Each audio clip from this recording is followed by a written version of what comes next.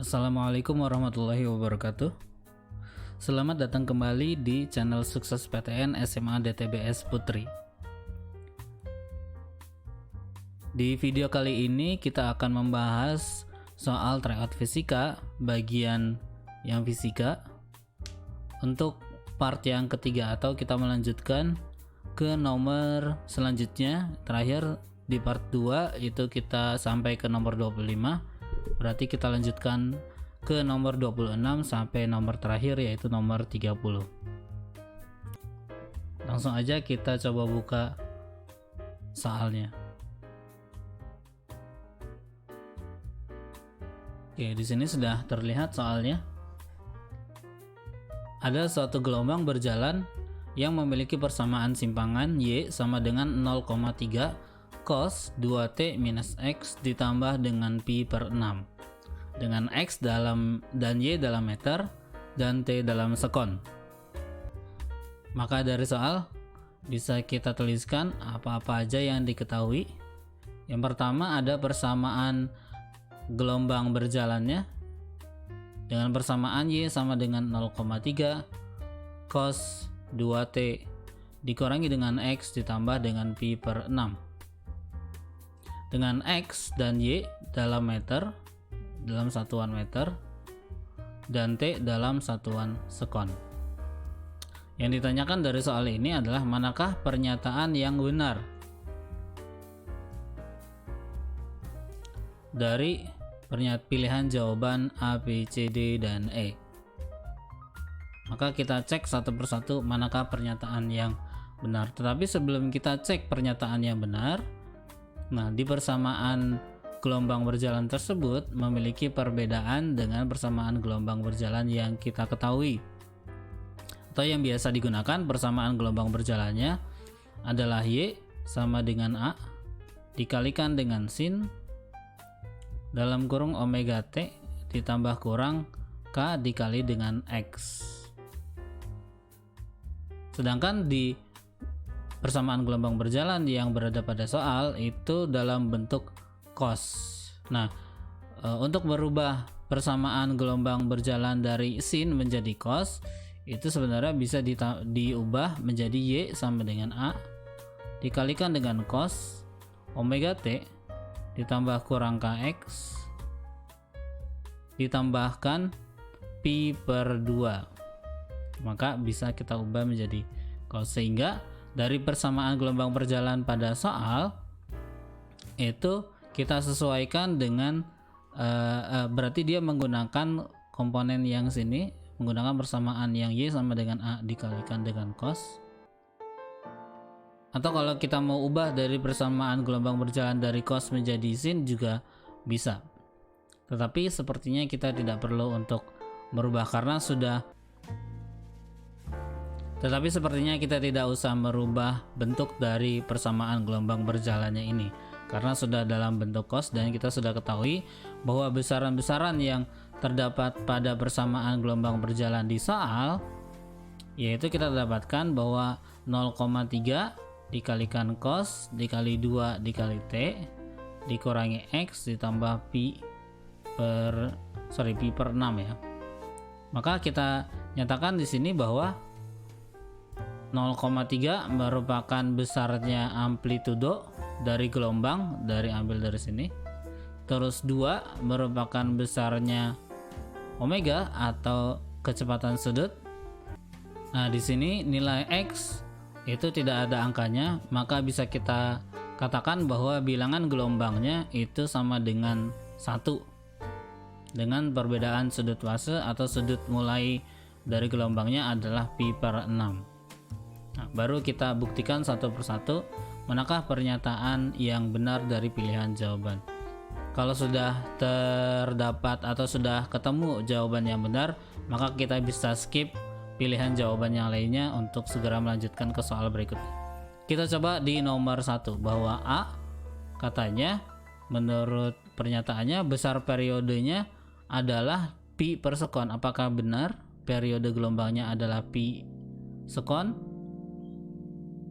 Nah, untuk bisa mencari periode gelombang, maka kita gunakan persamaan atau hubungan antara kecepatan sudut itu sama dengan 2pi dibagi dengan periode, atau periode sama dengan 2pi dibagi dengan omega.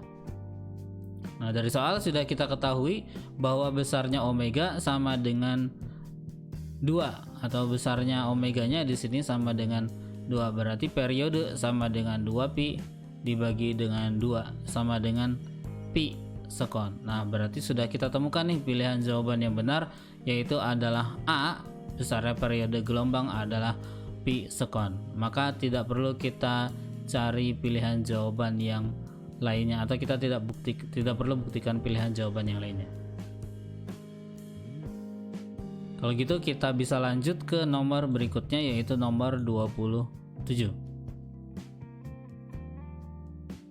Di bawah ini adalah sifat bayangan yang mungkin dibentuk oleh suatu lensa cembung, kecuali di sini ada kecualinya. Berarti yang tidak mungkin bayangan yang tidak mungkin terbentuk oleh lensa cembung.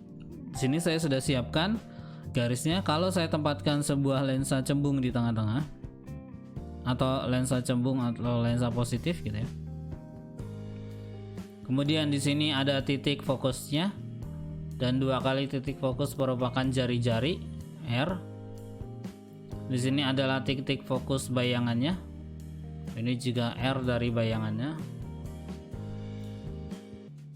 Kalau kita letakkan bendanya di sekitar ruangan ini, di ruang ini, antara F dengan ke lensanya, antara F dengan R, dan R sampai ke tak hingga. Nah, kira-kira kalau saya tempatkan sebuah benda di sini, maka bisa saya gambarkan langsung atau bisa saya berikan langsung bayangan-bayangan yang kemungkinan muncul, sifat-sifat bayangan yang kemungkinan muncul dari peletakan benda di antara ruangan ini. Saya ambil bahwa kalau misalkan bendanya berada di antara lensanya sampai ke titik fokusnya, di sini sampai ke titik fokus, saya ambil daerah ini, gitu ya, daerah yang merah ini, maka semua benda yang berada pada kondisi atau yang terletak di tempat ini, pada range ini, itu selalu akan bersifat maya bayangannya. Bayangannya selalu akan bersifat maya. Dan bayangan maya itu akan selalu membentuk bayangan yang tegak. Tidak mungkin ada bayangan maya yang terbalik.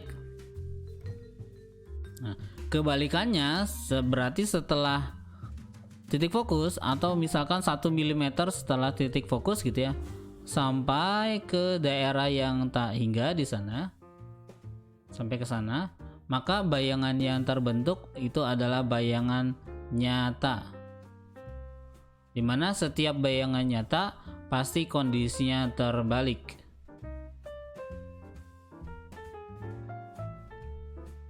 Nah, kemudian bagaimana dengan kondisi perbesaran atau kondisi ukuran dari bayangannya kalau kita tempatkan pada ruangan-ruangan yang berbeda?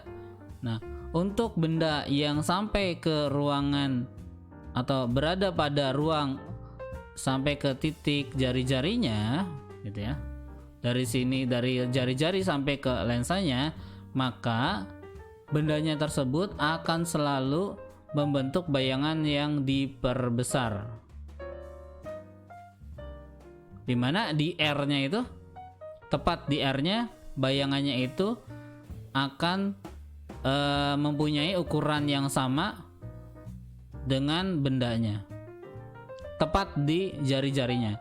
Jadi kalau kita gambarkan bahwa kalau bendanya kita tempatkan antara R sampai ke lensanya, maka bisa kita dapatkan bayangan yang akan semakin besar semakin dekat ke lensanya, maka bayangannya akan semakin besar. Nah, kemudian untuk benda yang kita letakkan pada titik setelah R sampai ke daerah yang tak hingga, maka bayangan yang akan dibentuk itu selalu diperkecil.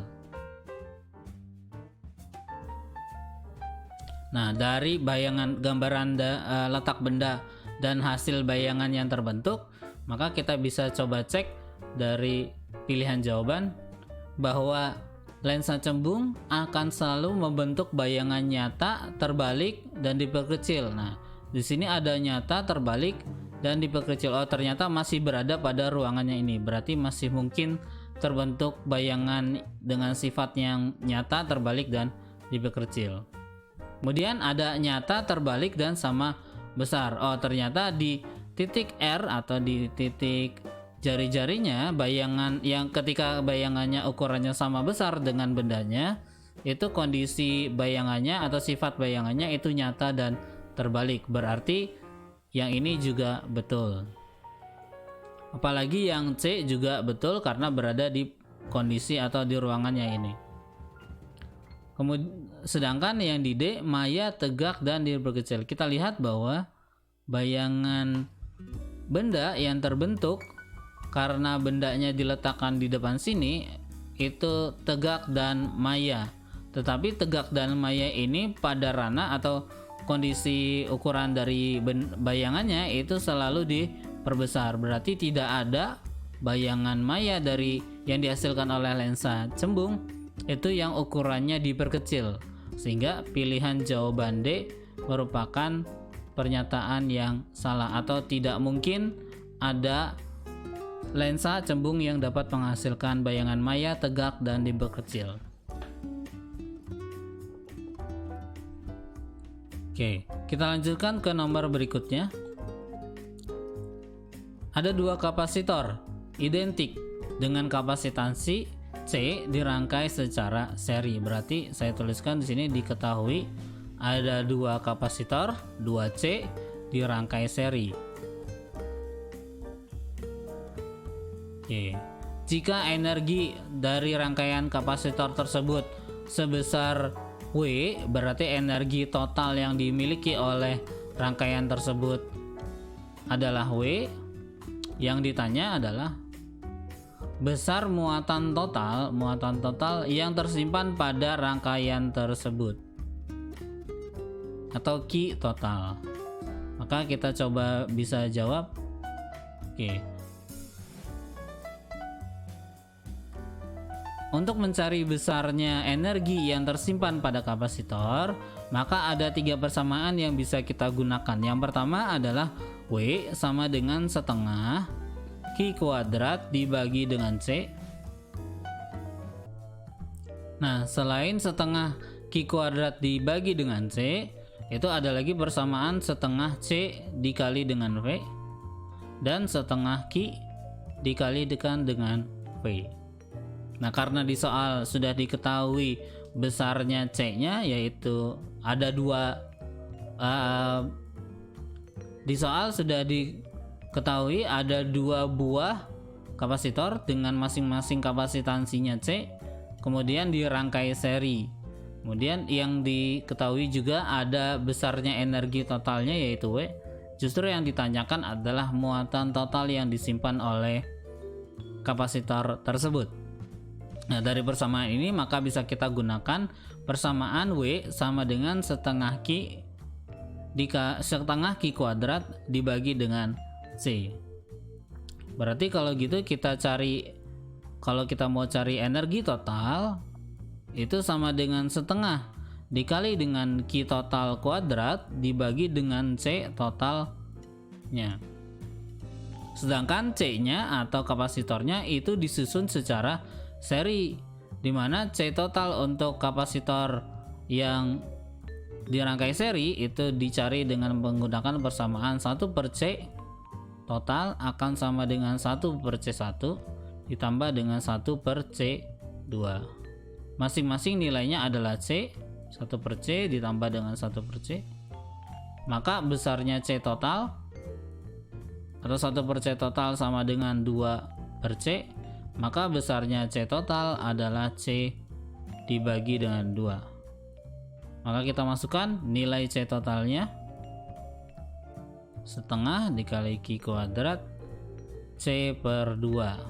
Maka 2 ini akan saling menghabiskan sehingga energi total akan sama dengan Q kuadrat dibagi dengan C.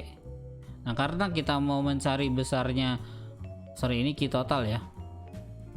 Karena kita mau mencari besarnya muatan atau banyaknya muatan yang disimpan, maka kita ubah atau kita pindahkan besaran C ini ke ruas sebelah kiri menjadi W dikali dengan C atau energi total dikali C sama dengan Q total kuadrat, atau Q total akan sama dengan akar dari C dikali dengan W, atau pilihan jawabannya adalah A. Oke, langsung aja kita lanjutkan ke nomor berikutnya.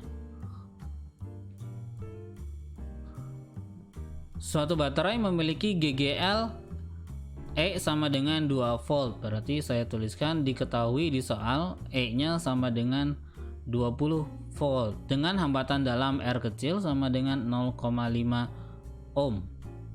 Dihubungkan dengan 4 buah hambatan yang besarnya adalah R1 sama dengan 5,5 ohm dan 3 hambatan identik lainnya yang besarnya adalah R2. Kita 3 kali R2 itu masing-masing adalah 12 ohm. Yang ditanyakan adalah kira-kira besarnya kuat arus yang melewati hambatan R1, I yang melewati R1 itu kira-kira berapa? Kita coba jawab. Sebelum kita coba menghitung berapa besarnya I yang melewati R1, nah dengan menggunakan hukum Kirchhoff, atau kita prediksikan dulu kemana dan besarnya arah dari I yang mengalir pada R1 dengan menggunakan hukum Kirchhoff. Dengan menggunakan hukum Kirchhoff, kita prediksikan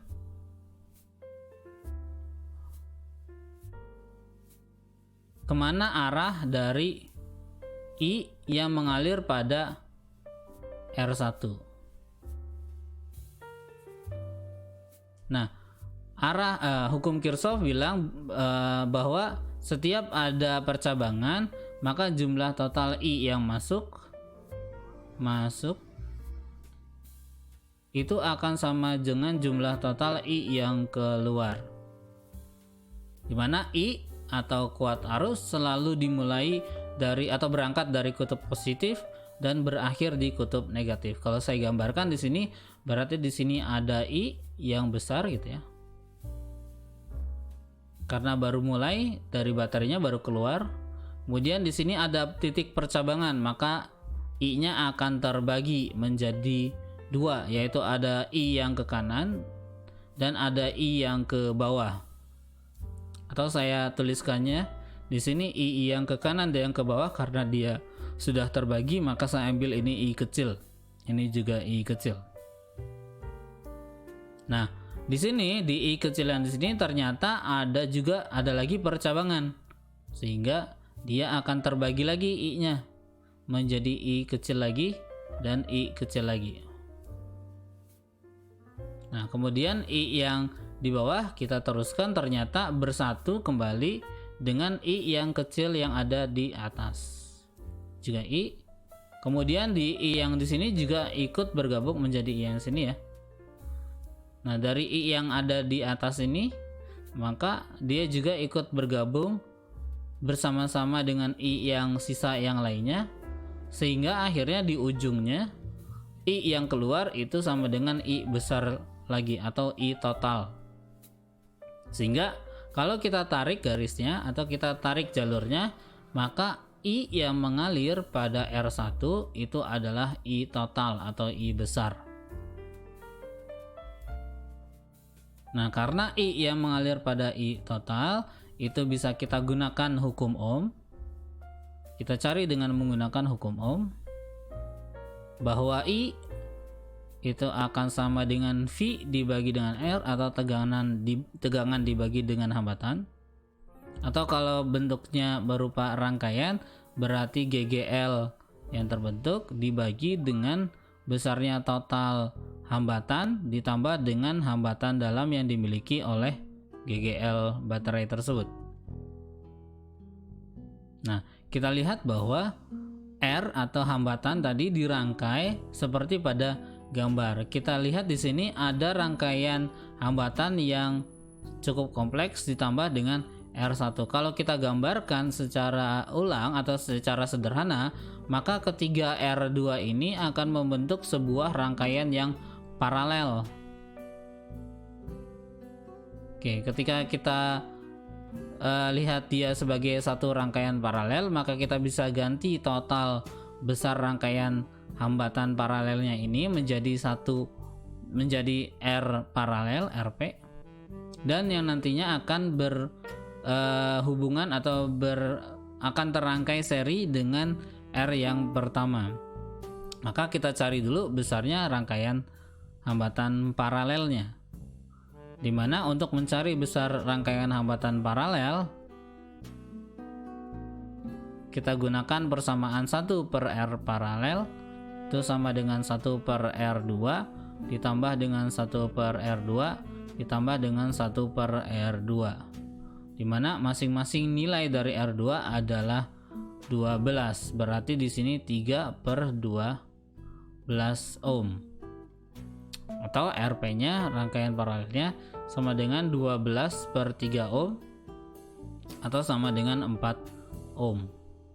Nah, ketika digabungkan R paralel ini dengan R1 dan R kecil yang dihasilkan oleh GGL ini, maka rangkaiannya atau akan tersusun rangkaian yang seri antara R paralel R1 dengan R yang kecil, sehingga kita bisa langsung masukkan nilai atau besarnya hambatan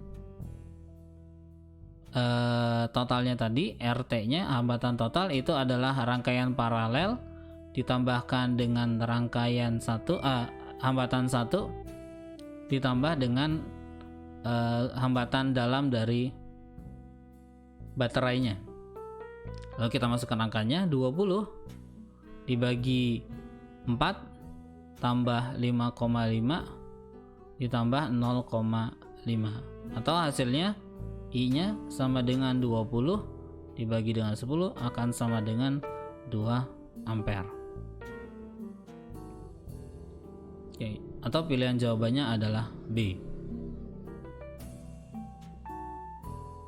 Oke, kita langsung lanjutkan ke nomor terakhir, yaitu adalah nomor 30. Dua lembar polarisator memiliki sumbu transmisi sejajar. Berarti diketahui di sini ada dua polarisator. Nah, sehingga intensitas cahaya yang tidak terpolarisasi yang ditransmisikan melalui keduanya adalah maksimum. Apabila salah satu dari polarisator diputar sejauh alfa, maka ternyata intensitas yang muncul itu sama dengan intensitas akhir yang muncul itu sama dengan 25% dari intensitas awal cahaya yang masuk ke dalam polarisator tersebut. Yang ditanyakan adalah berapakah nilai sin dari sudut alfanya. Untuk bisa mencari nilai dari sin dari sudut alfanya, maka kita harus cari tahu dulu berapakah besar sudut alfa tersebut. Nah, dari persamaan polarisator bahwa I yang kedua akan sama dengan I1 dikalikan dengan cos kuadrat alfa, itu juga akan sama dengan setengah dari I0 dikalikan dengan cos kuadrat alfa. Nah, kita dapatkan bahwa I1-nya atau I yang keduanya di sini I oleh polarisator dari salah satunya itu sama dengan 25% atau dari I0 atau 0,25 atau seperempat dari I yang awalnya. Berarti saya pindahkan di sini, maka I1 cos kuadrat alfa sama dengan I0 setengah I0 dikali dengan cos kuadrat alfa. Nah, di sini I1 cos kuadrat alfanya sama dengan 25%, berarti 0,25. I0 akan sama dengan setengah I0 dikalikan dengan cos kuadrat alfa. Dari sini kita dapatkan bahwa setengahnya kita kalikan dengan 0,25 berarti jadi 0,5. I0 sama dengan I0 cos kuadrat alfa. Maka kita dapatkan bahwa nilai dari cos kuadrat alfa itu sama dengan 0,5. Oke, dengan menggunakan identitas trigonometri,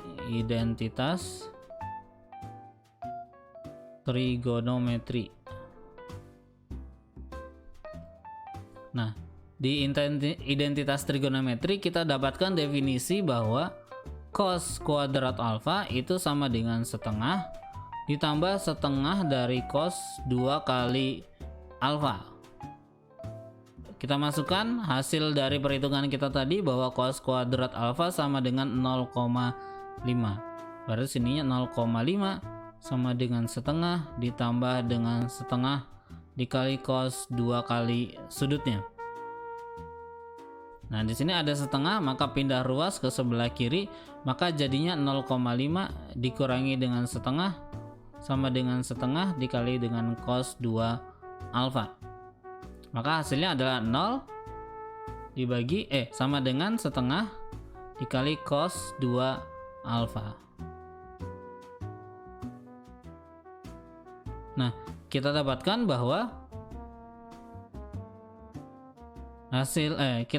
bahwa cos dari ini setengahnya saya pindah ruaskan, berarti nanti dikali 0, berarti cos dari 2 alfa itu sama dengan 0.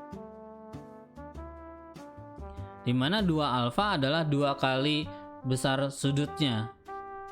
Atau kita cari besarnya 2 alfa itu sama dengan arcus dari nilai cos 0. Sorry, bukan theta ya, tapi 0. Arcus cos dari 0. Mana arcus cos dari 0 adalah 90. Dimana nilai cos sudut dari cos 0